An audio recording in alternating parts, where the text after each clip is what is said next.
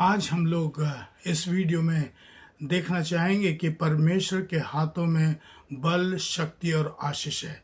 आपको मालूम है परमेश्वर ने हम लोग को ये हाथ दे रखे हैं। ये हाथ परमेश्वर ने इसलिए दिया है कि हम इससे अच्छे काम करें और दूसरों के लिए आशीष का कारण बने। और इन हाथों से आज मनुष्य हत्या कर रहा है, बुरे काम कर रहा है। ये परमेश्वर की योजना नहीं थी। ये हाथ हमें परमेश्वर ने आशीष देने के लिए और दूसरों के लिए अच्छे काम करने के लिए परमेश्वर ने दिया।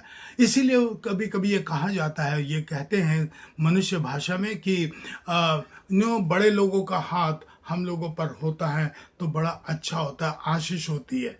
ये बड़ों का हाथ होना बहुत ज़रूरी है। इसीलिए ये भी कहा जाता है, ज़रूरी है जानना कि परमेश्वर ने सिर्फ बोल करके सृष्टि को रचा है। उन्होंने बोला अंधियारा दूर हो जाए और रोशनी हो जाए और हो गया।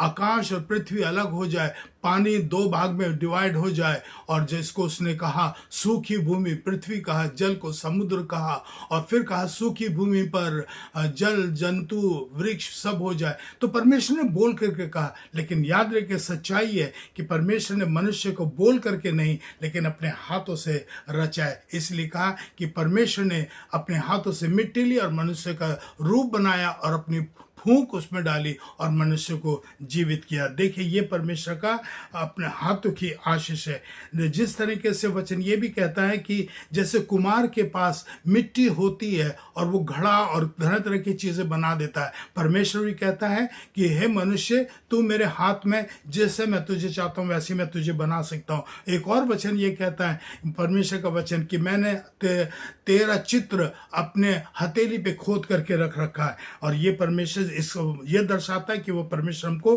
प्रेम करता है। लोग अब लोगों के पास जाते हैं और अपने हाथ दिखाते हैं और लकीरों को दिखा और अपने भाग्य की बात करते हैं। मेरे परमेश्वर इन हाथों की लकीर में कोई भाग्य नहीं है, परमेश्वर के पास भाग्य है। हम तो ये हाथों की लकीर मिट जाती है और मिट भी सकती है। और परमेश्वर का हाथ का मतलब यह है कि परमेश्वर की उपस्थिति, उसकी सुरक्षा, उसकी शक्ति। इसीलिए हम लोग वचन में ये भी कहता है कि मैं तुझे अपने धर्मी हाथों से लिए चलता फिरूंगा, तेरे को छुड़ाऊंगा और तेरे को संभालूंगा और अपने दाहिने हाथ से मैं तेरे को संभाले रहूंगा। फिर परमेश्वर का वचन ये कहता है कि परमेश्वर के हाथों के नीचे दीनता से बने रहो।